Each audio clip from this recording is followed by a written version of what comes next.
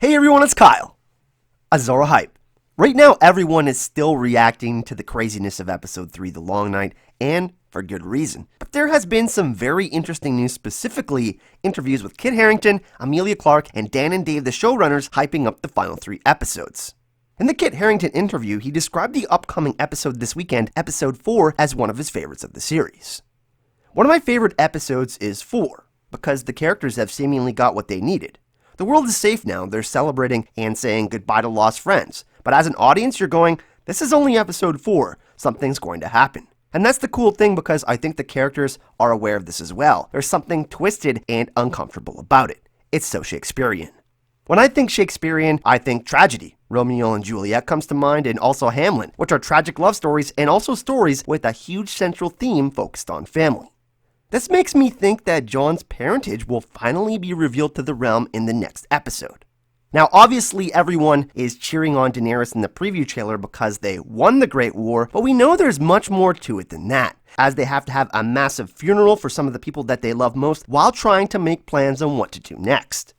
I have a feeling that this episode will be a lot like episode 2, but in a different way that makes us feel uncomfortable, like Kit says, with not so many feel-good moments, but setting us up for what most likely will be the most epic episode of the series. Which makes what Emilia said about episode 5 even more interesting. 5 is even bigger than 3? I mean, I always thought we were gonna have an epic battle in King's Landing in episode 5, but this makes me even more excited. And for the final 3 episodes, I know her making this explosion sound is more of her suggesting that our minds will be blown, but I can't help but wonder if Emilia Clarke just told us that King's Landing will go up in flames. I could totally see this happening, seeing as how Cersei's arc is going to mirror Mad King Aerys Targaryen's and that Jon and Daenerys have dragons, so I wouldn't be surprised if Cersei uses wildfire in some sort of way in episode 5. I also find it very interesting that Dan and Dave refused to talk about the White Walkers and the Night King in their interview. I mean, obviously the season isn't over, and I'm not saying the Night King is coming back, but there's definitely more to it, and I firmly believe that the third twist of the story involves Bran Stark. Well, the Three-Eyed Raven.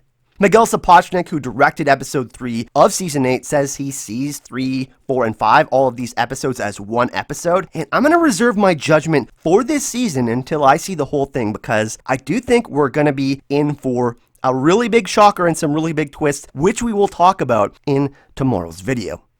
But we gotta remember, we're gonna have Yara, who's gonna face Euron, which I think will happen in a Battle of Blackwater 2.0 at King's Landing. We still have to get the Clegane Bowl, Jaime dealing with Cersei, how Bronn decides to go with his situation, Qyburn, who I believe might do something really super crazy or super shady over the next 2 episodes, Sansa and her displeasure for Daenerys, Tyrion and where his loyalties lie, Jon's parentage revealed to the realm. There's a lot that has to go down. And they also had 600 extras come in just for the filming of episode 5, and with how much time they spent building and extending the set of King's Landing, I think we're gonna have an amazing episode 5, everyone. So while episode 3 disappointed a lot of people, we should still be really excited about these final 3 episodes. There's 80 minutes left for each one, and there's a lot that has to go down.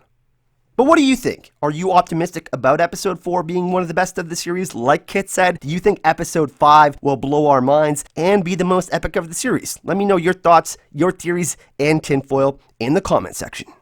Like I said, I will be dropping my third twist video this weekend, as well as a Cersei Lannister video. So if you want to see more Game of Thrones videos, make sure you subscribe and hit that notification bell so you get updated for daily videos on the channel, including our live after show this Sunday night. We're going to be talking about episode 4. So make sure you subscribe and hit that notification bell if you want more videos. Thanks for watching, and I'll see you all in the next video. Hype and love.